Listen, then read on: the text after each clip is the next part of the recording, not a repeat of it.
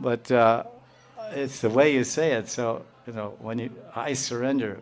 So try to imagine just try to imagine. It's so famous in the Govinda Damodar Stotram by Bilvamangala Thakur. He sings that Govinda Damodara Madhaveti. That's one. So there he's talking about Draupadi. So imagine how did she chant these three names? This whole stotram comes from the Bhagavatam. This is from Viraha Gita. Viraha Gita in Bhagavatam is Dasama Skanda, chapter 39. When Krishna is leaving on the chariot to go to Mathura with Akrura, then the gopis they're looking at each other, and so many dialogues they're having with Vishwanath Chakravarti and his tikas. He opens up the dialogues and explains what they're talking and saying to Krishna, which is not in the Sanskrit exactly. And then they say, we have to do something, but we can't do anything. Our love is secret. If we let our mothers are here, our fathers, our husbands, everyone's standing here to say goodbye to Krishna. He's going to Mathura for the wrestling match, and they're wishing him well. And Nanda Baba is going, and he's the king of our region. So the king goes somewhere with the Yuvaraj. The Yuvaraj and the king are going somewhere. The Yuvaraj is Krishna, and Balaram is the Yuvaraj of Vasudeva. And the Krishna and Balaram are going to Mathura for the Dana Yagya, the wrestling. So everyone's there. It's not, the king is going to Mathura. Okay, good, No, everyone comes out like this Independence Day in Delhi. Everyone comes out to see the Prime Minister and all these things. So this is natural. It's a feeling one has for the king, especially if they love him. So everyone was there, and the gopis saying, we have to do something. We can't let no one's doing anything. We have to do something. He's just boarding the chariot, and no one's stopping the horses. We should shoot the horses, or do something. So then, and they say, yeah, but if we say anything, everybody will know what's going on. Be quiet. So far we're good. No one knows. It's rahasya sambandha. It's a secret relationship. So then finally, at the last moment, they were just exploding with desperation. Govinda Damodara Madhaveti. That's in the line of the verse. Govinda Damodara Madhaveti. So how did they say Govinda? How do they say Damodar? How do they say Madhava? Meditate on that. Think about that. Because that's exactly what Draupadi said. The same three words. Govinda Damodara Madhav. And each one of those words has a meaning directly related to someone who's surrendering. Govinda Damodara Madhav. Govinda Damodar Madhav. So to say those words, oh Krishna, oh Damodar, oh Govinda, I surrender. It's the way you say it. It's the heart behind it. It's the depth of the feeling. It's the depth of the genuineness of your feeling of, I've had it. There's nothing in this world for me. I have nothing. I want nothing.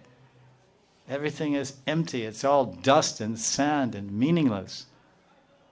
Please. Then Krishna says, oh, acha, you're calling me? If you get to that point, then he may take notice. Not that he reciprocates. Not that he reciprocates, but he takes notice. He looks, he goes, someone's thinking about surrendering? And then if it, because, okay, I did it once. I got really sincere and surrendered for one day. The next day, I was nowhere. And Krishna was bye-bye. He was elsewhere. We were nowhere and he was elsewhere. So we have to, it's a daily thing. Crying day after day. Like how long, just like every mother, she has a certain breaking point. How many cries does it take till you respond to your baby? He cries, wah, that's okay. Wah, wah, that's okay. There's a certain breaking point, 10 cries, 27, 19, 4. When you're first married, first kid, it's like the first cry you run. And the second kid, it's the 10th cry. And the third kid is you don't even run. And the fourth kid, you don't even care. So it's like that. It's the intensity.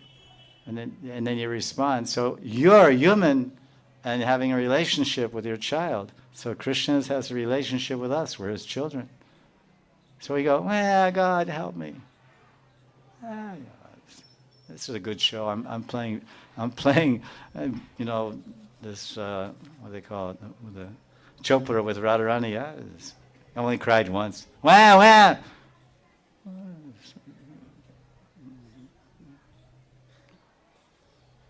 Ah! Oh, Radharani, I don't know. This guy's going to shut up. Lalita, tell the guy to shut up.